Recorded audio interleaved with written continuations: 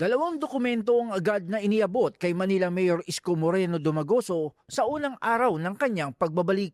Bagamat nagmula sa hiwalay na ahensya, iisa ang laman ng dalawang dokumento na nakadagdag sa unang malaking problema ni Dumagoso, ang mga gabundok na basura sa iba't ibang bahagi ng lungsod. I received officially the letter communicated to the City Government of Manila wherein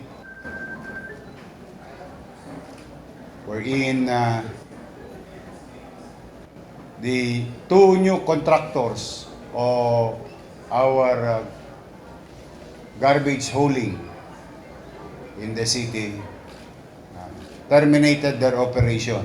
Sa 2 buwan ng kampanya, kasama ang paglilinis sa Maynila sa mga ipinangako ni Dumagoso. At nang magbalik sa pwesto, sinabi niya na hindi niya inaasahan na ang pangako ng malinis na lungsod ang kanyang unang dapat tuparin. Ang mabigat na problema ngayon ay basura. Talagang inireklamo. But again, going back, with the situation few weeks ago and the past days, plus today, talagang sasabog ang Maynila. Sa baho, sa eyesore, at higit sa lahat, panganib na dulot ng basura sa kalusugan ng ating mamamayan. At upang mabigyan laya siya na gawin ang mga nararapat na aksyon para solusyonan ang problema sa basura, hihilingin ni Dumagoso sa sangguniang panglunsod na maideklara ang state of health emergency sa Maynila. I opted to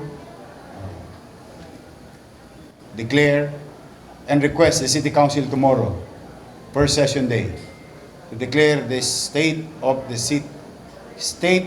emergency, health emergency of the entire city of Manila. Buong kababaang loob ako nakiusap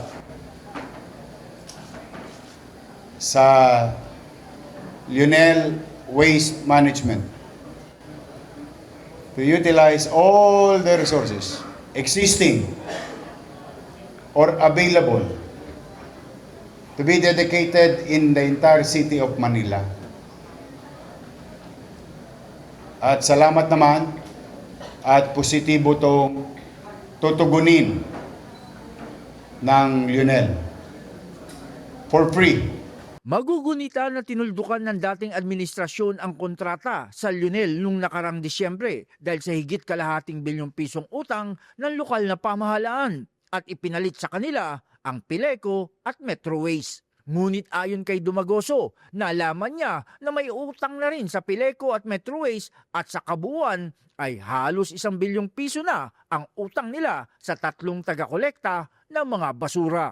Nakakuha naman sila in the likes of Metro Waste and Pileco. But the same problem because of financial mismanagement. From 561 million, today as we speak, 950 million na ang bayarin sa basura. Walang maibigay na araw si Dumagoso kung kailan mahahakot ang lahat ng mga basura, kaya't may pakiusap siya sa mga Manileño na hanggang maaari ay ipunin muna sa kanilang bahay ang mga bagong basura. Yung mga basura ngayon, pipilitin ko makolekta through Lionel. Kaya ang pakiusap ko, kung kaya pa, i-delay ng tao yung basura sa loob ng bahay nila, o pwede bang ipagpabukas nila? So para lang yung, alam mo yung breathing room, magkaroon lang ng elbow room yung Maynila. But for whatever it is, minsan kasi, kaysa mamaho ang bahay ko, di mamaho na lang ang kalsada, hindi mo naman masisisi ang taong bayan. Araw-araw humigit kumulang 2,000 metriko tonelada ng basura ang naiipon sa Maynila. At dodoble ng dodoble ang dami bawat araw kung hindi mahahakot at ang mabalot sa baho at mga sakit ang Maynila ang lubos na ikinakatakot ng alkalde.